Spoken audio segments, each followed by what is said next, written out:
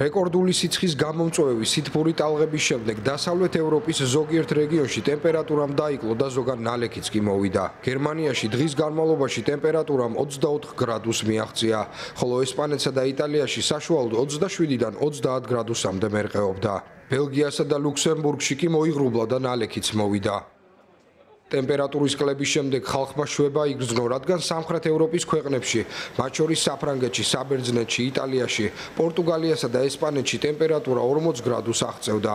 ადგილობრივმა ხელისუფლებებმა განგაშის წითელი დონე გამოაცხადეს. ისინი მოსახლეობას ტყის ხანძრების საფრთხის შესახებაც აფრთხილებდნენ.